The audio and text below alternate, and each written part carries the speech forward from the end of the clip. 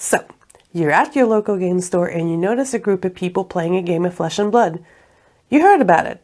Game looks really fun, but you don't really know how to get started, and honestly, learning a new TCG can be a bit overwhelming. Well, today, I'm here to help.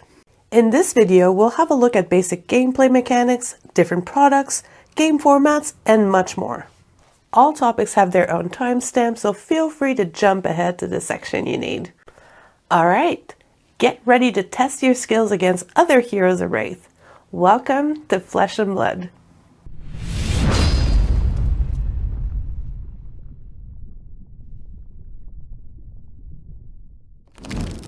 Flesh and Blood is a hero-centric fantasy trading card game designed and published by Legend Story Studios, a dedicated group of gaming veterans based in Auckland, New Zealand. You play as one of many powerful heroes of Rathe. You choose your equipment, weapon, and cards that will start in your deck. Heroes come in a young and adult version. Both have the same hero ability, but their starting life will be different. The format you play will determine which you use. More on this later. Your starting life and cards you draw up to may be different from one hero to the next. Your starting life will be at the bottom right corner of your hero's card, and your hero's intellect can be found at the bottom left. This is the number of cards you start the game with and the number of cards you draw up to at the end of each of your turns. The aim of the game is simple: get your opponent to 0 to win the game. Okay, so think of your favorite video game. Typically, you'll need to equip your character with armor and a weapon. Well, Flesh and Blood is pretty similar in that regard. Each hero starts the game with 4 pieces of equipment: head, chest, arm, and leg equipment. If using an official Flesh and Blood playmat, these will be marked zones on your left as seen here. In addition to equipment, your hero must choose a weapon. Weapons can be one-handed or two-handed. You may choose 2 of the same or 2 different one-handed weapons. Note that some heroes may have restrictions to that rule. For example, KO Armed and Dangerous can only wield a singular one-handed weapon. It's important to remember that you can only use equipment and weapons that match your hero's class and or talent. For example, I want to play Rhinar. His class is Brute, but no talent, meaning I can only use equipment and weapons that are Brute and or generic. If I play Leviathan, I will have access to the same loadout as Rhinar, but with the addition to shadow equipment and weapons. Your hero will be placed in the center with weapons equipped on either side of your hero. Equipment, weapons, and heroes are not shuffled in your deck, and instead start and play. The cards in your deck will be subject to the same rules as your equipment and weapon. For example, Lexi has access to the Ranger class and Elemental talent, but she also allows for certain essence to be included in her card pool. In this instance, Lexi has access to the essence of Ice and Lightning. Other cards with the legendary mention limits themselves to only 1 in the card pool. Your deck will be placed on your right as indicated here. Getting started with Flesh and Blood can be done in many different ways. Firstly, let's get acquainted with the official Flesh and Blood website at FABTCG.com and navigate to the Welcome tab. Here you'll find many tools to get yourself started, but I want to bring a special focus on the online tutorial. This will offer an overview of the game mechanics, but most importantly, it includes a fantastic interactive gameplay tutorial providing insight on how a typical turn looks like as the attacking and defending hero. When playing Flesh and Blood, we must keep track of our actions and resources. All players start their turn with 1 action point. When you play an action, this consumes your action point. But some cards may have the text "Go again," like this head jab. This means that the current action point will be refreshed once this card has resolved. When playing a card, you must pay its resource cost. The cost to play a card is typically found at the top right of a card. Actions on some weapons and equipment will also require to pay a resource cost. You pay a resource cost by paying, or the more commonly used term, pitching other cards from your hand. The pitch value of a card can be found at the top left of a card and by the color strip on top. Red pitches for 1, yellow pitches for 2, and blue pitches for 3 resources. When you pitch a card or multiple cards for resources, these can be used during your entire turn. Any unused resources left at the end of your turn will not carry over to your next turn. It is important to note that you can't pitch a card for no reason. It must pay for a cost. You announce the card you play and then pay for its cost. Cards can be played and pitched to pay a cost, but can also be used to block incoming attacks from your opponent. The blocking value, if any, can be found at the bottom right of a card next to the armor icon. There are several types of cards that can be included in your deck, but today we will focus on the 4 main card types. Actions. To use an action or play an action card, you must have an action point, and you must be able to pay its resource cost. Actions, for example, can be your weapon and action cards. You only get 1 action point each turn. If you play an action with the Go Again keyword, it will refresh your action point as mentioned before. Not all actions are attacks. Some can pump your attack or offer certain advantages such as drawing additional cards. Attack actions will be marked with a spear at the bottom left of a card. Attack reaction cards can only be played during the reaction step while attacking. After your opponent blocks, you can play an attack reaction by paying its resource cost, if any. It is important to remember that attack reactions are not actions and cannot be played as your action. Similarly to attack reactions, defense reactions can only be played during the reaction step. These can be played in response to an attack reaction or when your opponent has had an opportunity to play an attack reaction but does not. Keep in mind, defense reactions may have a resource cost you need to pay when you play them. Instants are cards that can be played at any time. They do not require an action point, but like other cards mentioned before, they may have a resource cost. Let's have a quick overview of gameplay phases using the combat chain. At the beginning of this phase, the turn player will gain 1 action point. When the turn player plays an attack action card, this creates a chain link on the combat chain. For each chain link created, the following steps will occur. On this step, the turn player plays an attack and pitches card from hand to pay its cost, if there's any cost to play the card. For example here, I am playing a Brutal Assault that costs 2 resources. I will use this yellow Bittering Torrent that pitches for 2 resources to pay the cost. Once the cost of the attack is paid, the defending player can decide if they wish to block the attack. This will be the defense step. Here the defending player can block with 1 or multiple cards from hand at no cost or use available equipment to block the attack. Any cards with a defense value can be used in this step except for defense reactions. Choose defending cards wisely, as the defending player will not regain these cards at the end of the turn. Once blocks are declared, the turn player has a window to react. This is the reaction step. During the reaction step, only attack reactions, defense reactions, and instant cards can be played.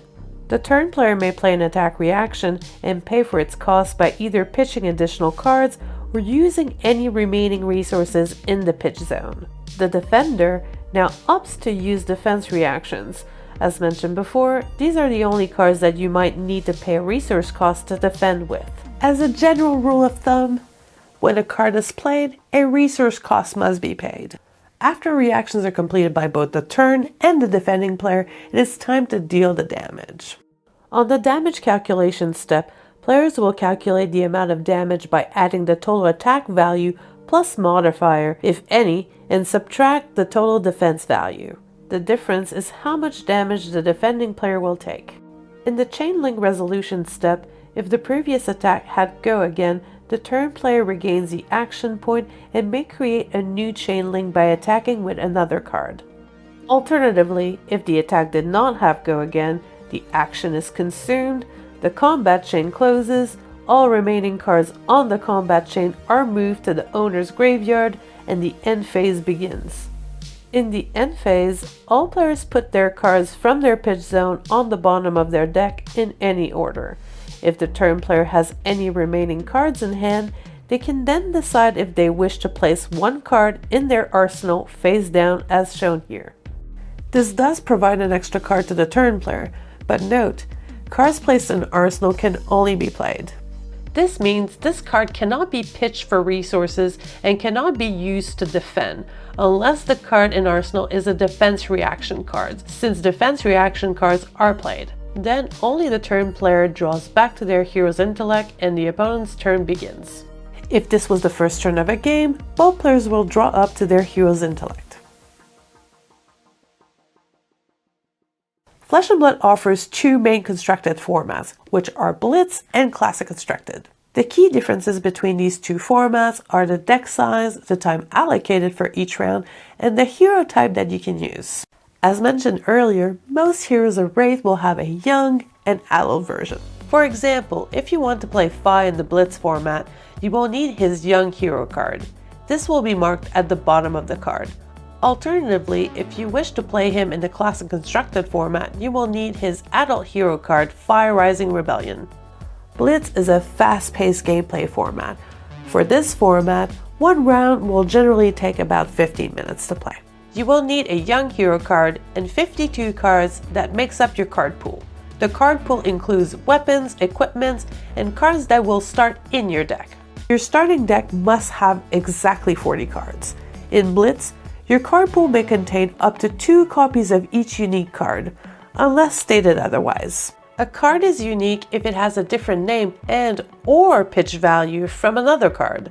For example, Pack Hunt Red is unique compared to Pack Hunt Blue because they have a different pitch value. For the Classic Constructed format, you will need a hero card. Note that this must be a non-young hero, and 80 cards that makes up your card pool.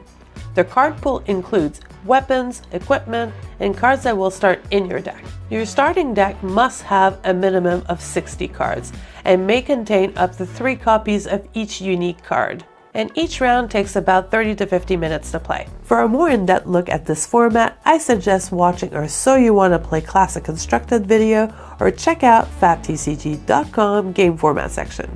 For an up-to-date list of cards legal in various formats, please refer to the card legality policy in the Rules and Policy Center. Link will be in the description. Don't have any cards but would love to have a go? Feel free to ask a participating local game store for an IRA welcome deck.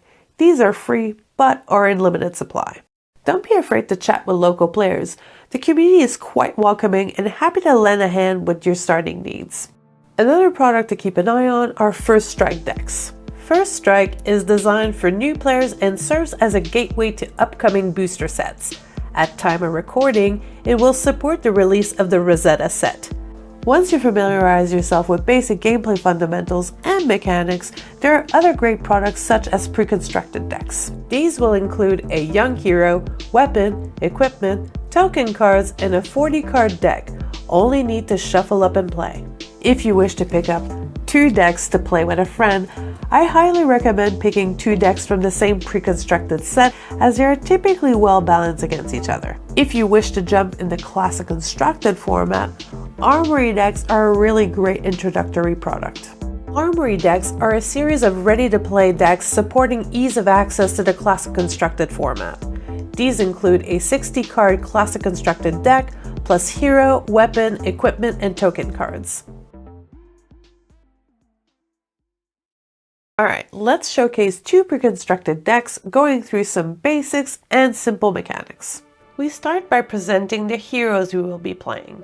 I will be playing as Rhinar, and my opponent Lee will be playing Dorinthia. At this stage, we can randomly decide who will play first. Let's roll some dice. Great, I will go first. Each player reveals the weapons and equipment they have chosen for this game. I will opt not to use equipment for this demonstration just to keep it simple. We shuffle all cards included in our deck and present our deck to our opponent, who may shuffle and/or cut. We'll need a way to keep track of our hero's life, which again is the number next to the green symbol in the bottom right corner of our hero card. There's many ways to do this, but today I will be using Beaten Tracker Fab Life app available on iOS and Android. We then draw cards up to our hero's intellect. Dorinthia and Rhinar is 4. Before we get started, let's have a quick look at our hero abilities. I will be playing Rhinar. His class is Brute, and his ability says whenever you discard a card with 6 or more attack power during your action phase, Intimidate. Intimidate is a keyword that says, target hero banishes face down a random card from their hand. At the beginning of the end phase, return all cards banished this way to their owner's hand. So I will be playing as Dorinthia, and her class is Warrior, and her ability says, once per turn effect, when your weapon attack hits, you may attack an additional time with that weapon this turn. Note, you must have an action point to attack an additional time. Let's have a look at a few example turns. My opening hand is a yellow Riled Up, red Barraging Beatdown, blue High Roller, and a red Smash Instinct. For the first turn, let's start simple. I'll play Smash Instinct. This attack action costs 3 resources to play. To pay the resource cost, I will pitch the blue High Roller. Smash Instinct says, when you attack with this, intimidate. So here I get to choose one of my opponent's cards in hand at random. I'll choose the third one. That card is now banished face down until the start of the end phase. Smash Instinct will attack for a total of 7 attack power. Okay, I will block this attack with the remaining 3 cards in my hand, blocking for a total of 9. The attack is fully blocked and I have no attack reactions. Smash Instinct does not have Go Again, so my action point is consumed. At the beginning of the end phase, Lee will gain his intimidated card back in hand.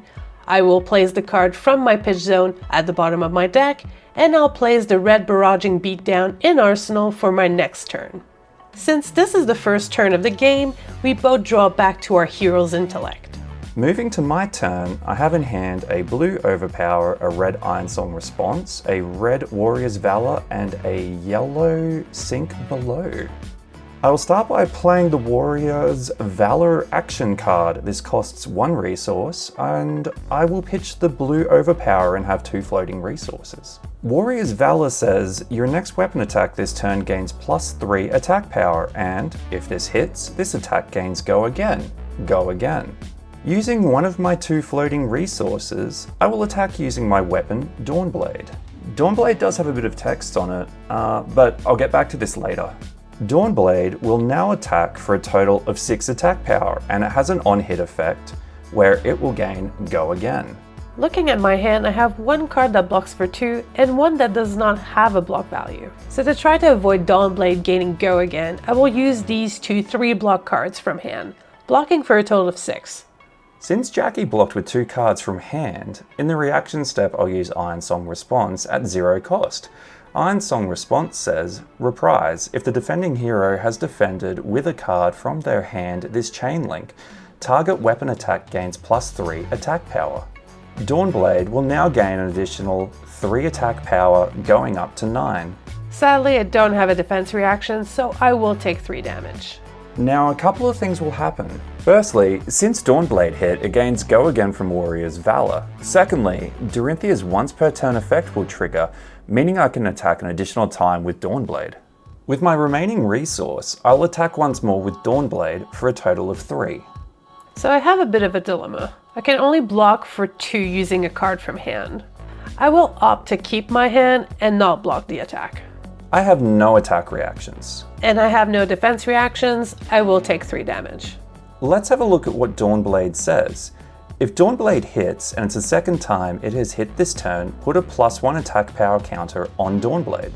At the beginning of my end phase, if Dawnblade did not hit this turn, remove all +1 attack power counters from Dawnblade. Dawnblade will now gain a +1 attack power counter. I want more of these. At the beginning of the end phase, I will place cards from my pitch zone at the bottom of my deck and place the defense reaction Sink Below into Arsenal. I will draw back up to my hero's intellect. Let's demonstrate one last turn. The cards left in my hands are the yellow Pummel and the red Bare Fangs. I will first play the action card Barraging Beatdown at no cost from my arsenal. It says, your next brute attack this turn gains, if this attack is defended by less than 2 non-equipment cards, it gains +4 attack power. Go again. What this means, Lee will need to block with 2 cards to avoid this additional damage. Additionally, it has Intimidate. I will choose 1 card at random. I'll choose the second one. That card is now banished face down until the start of the end phase. Then I'll play Bare Fangs. This one costs 2 resources. To pay its cost, I will pitch this yellow pummel. Bare Fangs has an additional condition. It says, when you attack with Bare Fangs, draw a card, then discard a random card. If a card with 6 or more attack power is discarded this way, Bare Fangs gains +2 attack power. I'll draw a card, and it's a Savage Swing. Since this is the only card I have in hand, it will be automatically discarded to fulfill this condition. Since Savage Swing is a 7 attack power card, this will trigger Reinar's ability intimidating another card for my opponent. Let's choose the middle one. That card is now banished face down as well. Since a card with 6 or more attack power was discarded, Bare Fangs will gain +2 attack power. Bare Fangs will attack for a total of 8 attack power, or 12 if Lee doesn't block with 2 non-equipment cards. I will opt to block with 1 card from hand that blocks for 3. I don't have any attack reactions. As a defense reaction, I'll play the yellow Sink Below from Arsenal. Sink Below says, you may put a card from your hand on the bottom of your deck. If you do, draw a card. I will opt not to sink a card and keep my remaining card in hand. Lee blocked for a total of 6, with 2 non-equipment cards, so the bonus attack power from barraging Beatdown is negated. Bare Fangs is attacking for 8, so Lee will take 2 damage. At the beginning of the end phase, Lee gains his intimidated cards back in hand. I place cards from my pitch zone at the bottom of my deck, and I draw back to my hero's intellect. Flesh and Blood offers a plethora of heroes to choose from. Selecting a hero can come down to playstyle, its lore, or even general aesthetics. For example, I love options and variety in my playstyle. This is why I love to play with Dash Inventor Extraordinaire. She can either lean into a very consistent, aggressive playstyle, or move to a slower control setup-oriented game plan. Having a steampunk aesthetic was just a great bonus. If you prefer a more value-oriented playstyle, tall aggression, with good blocking capabilities, the Guardian class may be for you. Prefer a sneaky and disruptive playstyle? The Assassin class may be a good fit. There are a variety of great playstyles to choose from, so make sure to check them out and experiment. If you want to learn to play a specific hero, make sure to check out our So You Wanna Play series. This series covers heroes you can play in Flesh and Blood, with beginners in mind. Another way to start with Flesh and Blood is with a new casual play product unveiled in 2023 called Round the Table. Legend Story Studios teamed up with a professor from Tellurian Community College to bring us Round the Table. This contains 4 ready-to-play Blitz decks designed for the multiplayer Ultimate Pit Fight format. In addition, it includes a 24-inch playmat and a card storage box. You have the choice to play as Professor Tekla and build your high-tech mech suit, Melody the Bard ready to put on a final act, Bravant the Guardian ready to protect his allies but can swing big, and an old favorite, Ira, back for revenge. Ultimate Pit Fight is based on the Blitz format but expands the rules to include 3 or more players. It involves politics, alliances, and backstabbing. Ultimate Pit Fight is the perfect way to gather friends and enjoy the social aspect of the game. Complete recommended rules of the game will be linked in the description. But ultimately, it is up to you and your friends to determine how you want to play Ultimate Pit Fight. Flesh and Blood uses a slightly different approach when it comes to card legality. It uses a revolving model where cards come in and out of legality based on a mix of heroes legal at any one time. A hero stops being illegal when it has attained Living Legend status. A hero reaches Living Legend status when they cross the point threshold in tournament play. The thresholds are 1,000 Living Legend points for adult heroes and 500 for young heroes. Living Legend point check will occur every Monday US time zone. The hero, along with their signature weapon, will no longer be legal for official tournament play effective the Friday of the same week. To keep up to date, you can check this information on FABTCG.com in the Rules and Policy Center section. Love a hero but it already reached Living Legend status? Well, I got good news for you. Legend Story Studios introduced the Living Legend format. This is where you can battle out with the most powerful heroes of Rathe. At time of recording, Living Legend format is only officially supported in the Classic Constructed format, but I suspect that the Blitz format will get the same treatment when more heroes reaches Living Legend. There are a ton of other great formats like Draft and Sealed and other special formats such as Living Legend, so make sure to check them out. After some cards to make your first deck, there are several products available, so let's have a look at a few. First, we have the set booster boxes. These are draftable boxes containing 24 packs. Each box can accommodate a draft pod of 8 players. Then, we have supplemental set booster boxes, such as Crucible War, Everfest, Dynasty, and Dusk Till Dawn. These offer alternative cards and/or upgrades for existing heroes, but these products are not draftable. And lastly, history booster boxes, which provide much needed reprints of certain key cards contained in sets no longer in print. Most products mentioned are now available in many European languages and with Japanese language products since 2024. If you love cracking packs, these are for you. But if you're after only specific cards, I would suggest buying singles. This can be at your local game store or single store, like the sponsor of this video, Fluke and Box. Are you looking for playsets, promos, playmats, or even premium graded cards? FlukeandBox.com is your one-stop shop for all your Flesh and Blood singles needs, with a mission to provide access to Flesh and Blood singles to players at a great price. FlukeandBox.com ships worldwide with top-notch customer service. Use promo code FABWORKS at checkout for 5% off your first purchase. As the name says, Flesh and Blood is designed to be played in the Flesh and Blood, but there are other great online resources available if you want to look at deck lists and try them out. Please note that the following resources are in no way affiliated with Legend Story Studios or the Flesh and Blood trademark, but are great supplemental resources. Fabruary.net is the most advanced Flesh and Blood card search, deck building, and collection management tool. Create an account to make your own decks with advanced features like card galleries, advanced stats, and card draw simulation. You can also search tournament winning decks for inspiration. A few great features of this online resource is being able to try out a list on either FABTCG, a fan-created website to play popular TCG games against AI opponents, or Talishar, a fan-made platform that allows you to play against other players.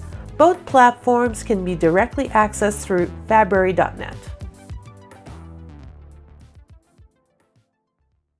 If you love competitive play, Flesh and Blood offers one of the best organized play programs in the world. From entry-level brawls with locals to battling pro players across the world, Flesh and Blood's organized play has something for everyone. Tier 1 events is your weekly play events such as Armories, a casual tournament held at local game stores worldwide. These events are open to anyone and players of all levels are welcome. At the highest level of Tier 1, we have the Skirmish series. These are intended to give players an opportunity to take part in accessible higher level competitive play. To find out if there's an event near you, check out the store and event locator linked in the description. Tier 2 and above, we can find high-level open entry tournaments such as ProQuests, Road to Nationals, Battle Hardens, and Callings, as well as invitational tournaments such as Nationals, Pro Tour, and World's Championship, where the winner can take home major prizes. To learn more on the organized play programs, visit FABTCG.com in the Organized Play section. Link will be in the description. One thing you will commonly hear is how friendly and welcoming the Flesh and Blood community is. A great place to chat with other players is through the Flesh and Blood TCG community Discord. Here you can chat about different strategies of your favorite heroes with other players, links to other Fab community content, and so much more. Other social media platforms may also have local Flesh and Blood groups where you can keep in touch with local players and stay up to date with upcoming events. Alright, it's time to head on over to your local game store and play great games in the Flesh and Blood. Shuffle up, good luck, and have fun. If you like this video, make sure to give us a like and subscribe. This was Jackie for the Fab Workshop. See you next time, and thanks for watching.